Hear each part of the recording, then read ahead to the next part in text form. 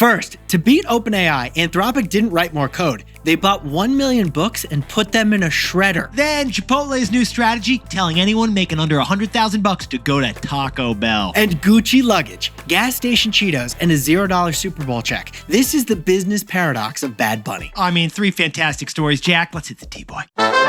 This is Nick. This is Jack. It's Friday, the real Friday, February 6th, and today's pod is the best one yet. This is a T-boy. The top 3 pop business news stories you need to know today.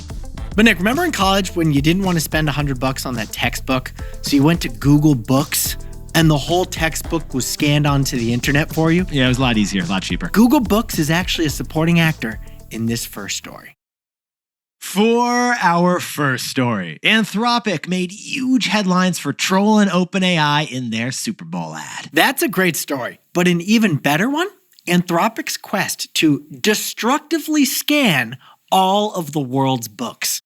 Oh, yeah, it is. The theme of this year's Super Bowl is beef, because the number 2 AI brand is beefing it up with the number 1 AI brand. Anthropic spent $10 million with NBC to throw shade in a 30-second commercial. Because Anthropic ridiculed OpenAI's plans to launch ads on ChatGPT, and they did this through 2 Super Bowl commercials. Boom, roasted. It's an anti-ad ad Yes, from it is. Anthropic. You know what I mean? Yeah, because it's mocking ChatGPT for adding ads. That's the ad, basically. Kendrick Lamar did last year's Super Bowl, but Anthropic's commercial is a diss track. Yes, it is, Jack. And Sam Altman, yeah, he felt emotionally bruised. He reacted on Twitter very defensively to the whole thing. We got links to Anthropic's 2 Super Bowl commercials and Sam's 400-word reply to those commercials in the show notes. But besties, pause the pod, because we are way more interested in one wild move that got Anthropic to this specific place. One detail that we only know because it was revealed in court documents. Because to build its AI, Anthropic bought 1 million physical books and then destroyed them. This is a mind-bogglingly large and secret campaign that Anthropic did in 2024, and it's called Project Panama. Doesn't sound sketchy at all, Jack. So there's some wonderful reporting here from the Washington Post. It captures the story, but Jack and I dove in T-boy style for you. So before OpenAI launched ChatGPT, they downloaded the entire shadow library online known as LibGen. Jack, what is a shadow library to sprinkle on some context? It's a massive online library of digital books that are all pirated. And at the time, about a decade ago, OpenAI was an academic nonprofit. So to train their large language model, their AI, they had to upload millions of books. And nobody really was concerned. But then, when OpenAI started straying from their nonprofit roots and became profit hungry, some early OpenAI people left and launched Anthropic. And the first thing Anthropic did, what was it, Jack? The same thing OpenAI did. They went to that same shadow library, downloaded millions of books, and fed that digital text into Anthropic's LLM. But here's the key. In 2024, Anthropic wanted to differentiate their chatbot, make it smarter, make it book smarter. So they launched Project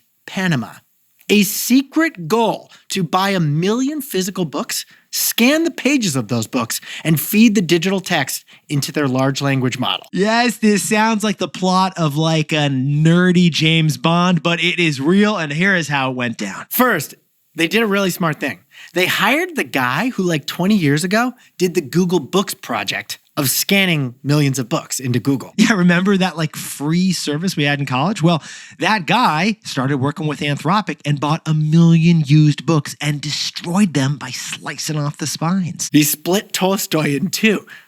Which begs the question, why destroy books? Are you anti-book, Anthropic? The reason they bought up the books and destroyed them, Jack, was because it's hard to scan books in a photocopier. We've all been there. Is this thing working? It's easier to scan a book if it's just a stack of pages that are not bound to each other. I mean, honestly, we'd love to talk to the guy Anthropic hired to spend 6 months destroying and copying books. Yeah, really weird gap year that guy did, destroying those books and scanning them. Don't tell anyone. It's all being done in a top secret warehouse. Actually true. Right. So the reason we know about this is that authors and publishers have sued Anthropic in court, arguing that feeding these books into the LLM is an unlawful use of their books. So this court case, it even revealed an actual photo of a giant warehouse with millions of de-spined books. And every day, Trucks and trucks took the pages and sent them to recycling. It was like a really weird operation. Basically, Anthropic was eating Jane Austen for breakfast. So, Jack, what's the takeaway for our buddies over at Anthropic? You are what you eat, and each chatbot has a different diet. Yetis, Anthropic's Claude chatbot, it's believed by some to be better at writing than other chatbots are. And now that you've heard this story, the reason for that is clear. Claude has a very book-heavy diet. Because Anthropic was chewing Moby Dick. Books, they are high-quality Yetis. They're written by humans who put in work. They're edited by humans. They are chosen by human publishers. On the other hand, Grok's diet is totally different. Elon's Grok is a very tweet-heavy diet, so it's inclined to be crude and troll people just like the text it's consumed. Google's Gemini, it's consumed the transcript of every YouTube video, so it sounds pretty YouTube-y. And OpenAI, having started years before the rest of them, has pretty much eaten everything, except for those million physical books in that warehouse. So besties, if you want your chatbot to be a Phi Beta Kappa English major, you choose Anthropic. Because you are what you eat, and Claude has read every book in the bookstore. Literally. For our second story, Chipotle's earnings just revealed it has a favorite customer. People who make $100,000 a year or more. Because in the K-shaped economy, you have to pick a side. Yetis. Earlier this week, Jack and I did a whole story on PepsiCo, the first deflation situation. Pepsi cut the prices of Doritos, Cheetos, Tostitos, and Fritos by 15%. Because consumers have been pushing back on prices and buying store brand chips to save money instead. Chipotle's earnings showed a similar price pushback from consumers. Yes, they did. Comparable sales fell for the second time in 3 quarters at Chipotle. So, Chipotle is going to cut prices just like Pepsi did, right?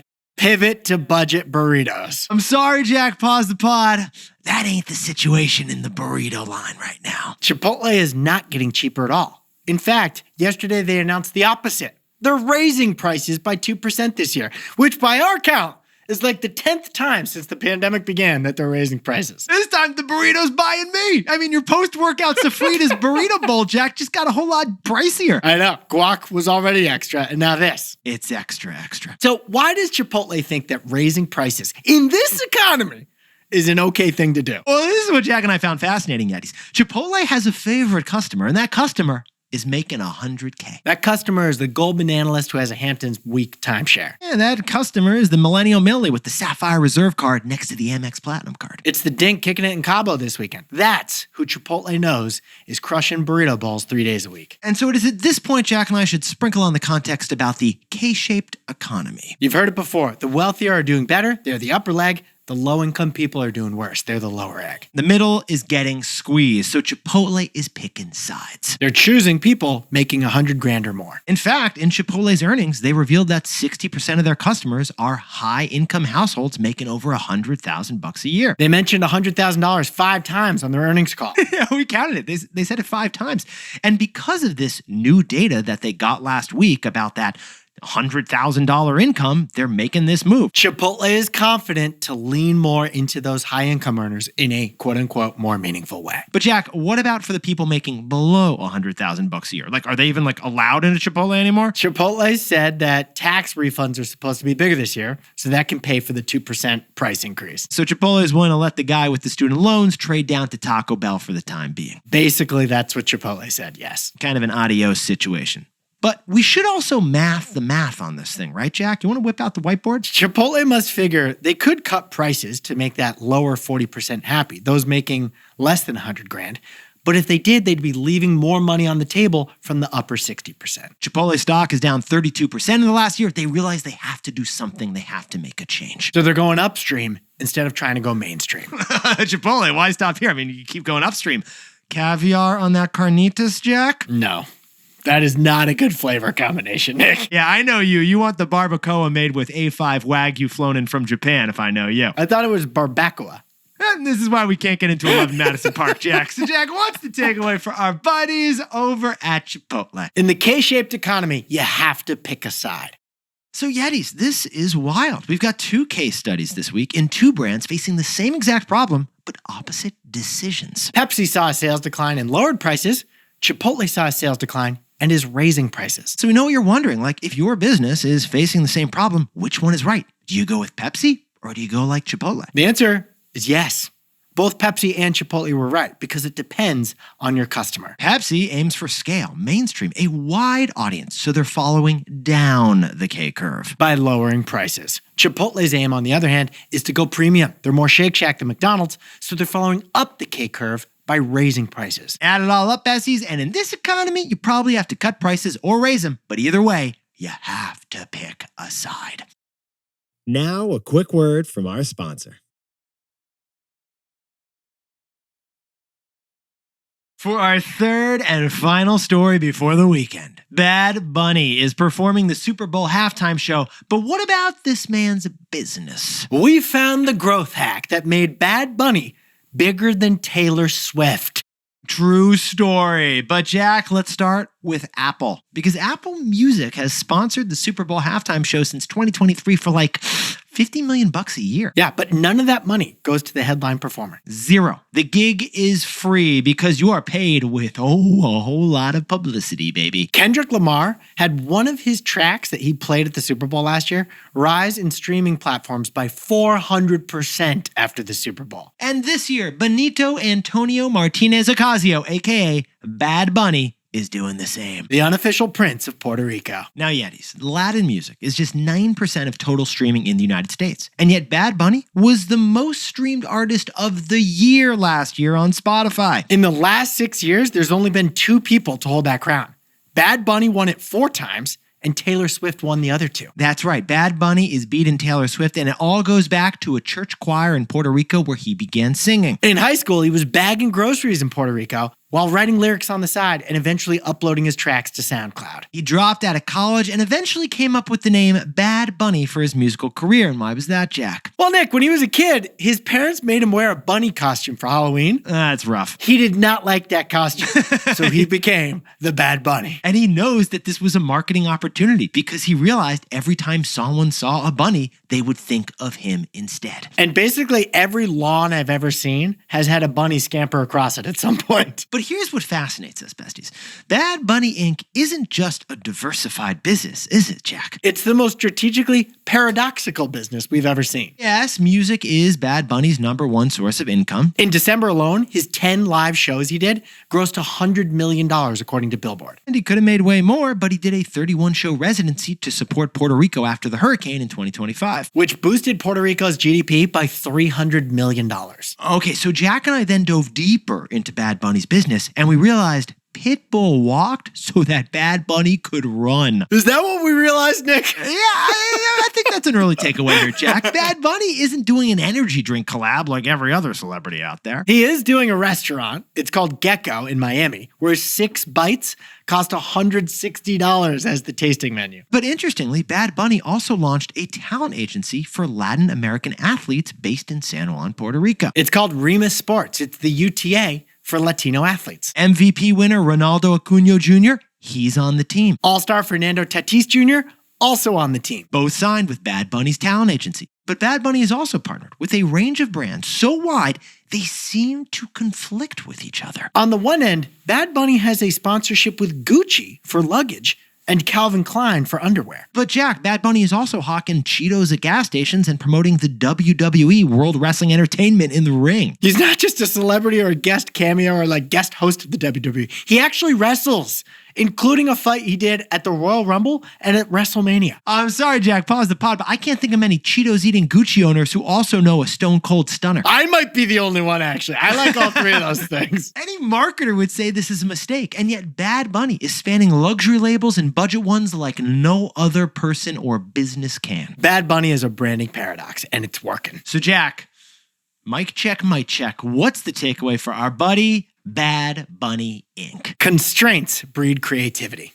So Yetis, how has Bad Bunny gone so viral? Well, one fundamental reason is that he's turned a limitation into an accelerator. He speaks English, but he only sings in Spanish, potentially limiting his audience. And that Puerto Rico concert tour he did, the masses had to fly to Puerto Rico to see him. He didn't go anywhere else. But those limitations have differentiated him and driven awareness of him and unlocked growth for him. And you know what? Jack and I have seen the power of limits in businesses as well. Like, remember the social media app, Be Real? You could only take 1 picture a day. That made it go viral. Wordle? You could only play one game per day. That made it go viral. Twitter started with just a 140 character limit, and dating apps are now cap and swipes these days. The haiku poem, remember 575? It's limited to just 17 syllables. That's how you can create beauty. Besties, Orson Welles once said that the enemy of art is the absence of limitation. The greatest growth hack is that constraints breed creativity. It works for apps in Silicon Valley, and it's working for Bad Bunny, also in Silicon Valley, this Sunday. Jack, could you whip up the takeaways for us for the real Friday? Anthropic will troll OpenAI this Sunday. It got here, though, by destructively scanning 1 million books. Yeah, because you are what you eat. And Anthropic's Claude has eaten every single book in the bookstore. For our second story, PepsiCo is lowering prices, but Chipotle is raising them. Same problem, different solution. Because in the K-shaped economy, you gotta pick a side. And Chipotle is choosing 100K. And our third and final story is Bad Bunny. He was the #1 most streamed musician for the 4th time in the last 6 years, beating Taylor Swift. The Bad Bunny growth hack: constraints breed creativity. But besties, this pod's not over yet. Here's what else you need to know today. First, speaking of books, Jack, Spotify is now selling physical books. Yes, because a lot of people read a physical book alongside the book they're listening to as an audiobook. We did not know that was the thing, but congratulations, you now have a solution. This is key though. Spotify added a page match feature to show you what page you should start at to pick up where you left off in your audiobook. And second, Kalshi and Polymarket, the two predictions apps, are getting a lot of attention for this weekend's Super Bowl. The Patriots or the Seahawks? Who are you putting money on for the big game? Kalshi and Polymarket also just opened grocery stores. What? Yeah, that's right. In a wild marketing move, this week Kalshi made groceries free for a day at a grocery store in New York. If you want us to cover the story, drop a comment. And finally, the opening ceremony of the Winter Olympics is tonight in Milan, Italy. Because Rome is putting the first ever tourism fee on their famous Trevi fountain. So if you're visiting Rome this summer, like I might, then you're going to have to pay a €2 fee to see it. Now time for the best fact yet. This one sent in by legendary Eddie Richard Blythe from lovely Tulsa, Oklahoma. With all the buzz surrounding AI's insane electric usage, I'm reminded of the ENIAC unveiled to the world in 1946. Built from thousands of vacuum tubes, this computer's size would fill half a basketball court, required the power of 100 homes, and delivered just 5,000 calculations per second. Now, if that sounds fast, a modern computer chip the size of your fingernail can do trillions of calculations every second, using a fraction of the power. So I think our planet is way overdue for another hardware revolution. That is insane. Also, the ENIAC computer he referenced, it's actually an acronym. The Electronic Numerical Integrator and Computer. The best fact yet within the best fact yet. Yetis, you look fantastic this week. And Jack, I also thought you looked fantastic back when we were roommates and you would go to the football games in college and you would bring that Coach bag with you. The Kate Spade? That's the one you used to bring, right? That's where you brought your equipment? I can never remember. Dad, if you're listening, this is all misinformation. Got the photos, Jack. We've got the photos. Besties, if you haven't yet, you got to buy tickets to our live show in New York and D.C. We're almost sold out, and we want to see you there. March 11th, Arlington Draft House. Nick and I will see you there. April 8th, Irving Plaza. Nick and I will see you there. And if you're wondering, yeah, we'll bring the Birkins for the live podcast show because we got to put our microphones somewhere.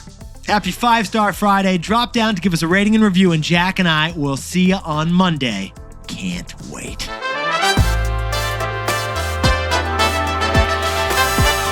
And before we go, a happy birthday to legendary Eddie, Sasha Gang in Saratoga Springs, Utah. 5th year in a row, getting a shout out on the pod. Congrats, Sasha. Happy 27th birthday to Jake Nembhard in London, celebrating in Thailand with his girlfriend, a couple that T-boys together. And a happy 1st birthday to Stefan and Corey Hoffman's baby in Chicago. That baby already doing logistics. And happy birthday to Ale Patron in New York City. And Kelsey Albertson had the best birthday yet over in Queens. Happy birthday to Sarah and Camille in Maryland, a mother and daughter with back-to-back birthdays. And a happy birthday to Joe Morford over in San Francisco, Dad of the Year, because his daughter Bella is listening over in New York City. And happy anniversary to Emily and Alex White, who are celebrating in San Diego and filling themselves with cheese and meat and wine. And Deirdre Allen's retiring down in Austin, Texas, but we'll be seeing Deirdre in the front row of the Austin show, Jack. Can't wait to see you there, Deirdre. And a big shout out to Zach Isaacs, the Middlebury Panther, who I met last week at Middlebury, but the whole movement team is crushing. crushing it. Yes, they are. We'll see you in San Francisco, Zach.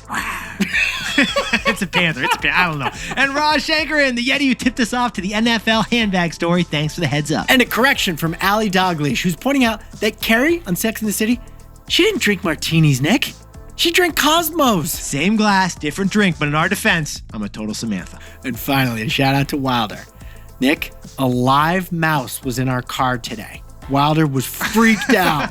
And in the back seat, he said, I'm trying to be brave, but I'm not feeling brave right now. The pod son, though, is so brave. You can be scared and brave at the same time, and that's what you were yesterday, Wilder. Wilder, that sounds like the plot of a future Pixar movie. This is Jack. Nick owns stock of Shake Shack. We both own stock of Chipotle and Apple, and we both own some Bitcoin.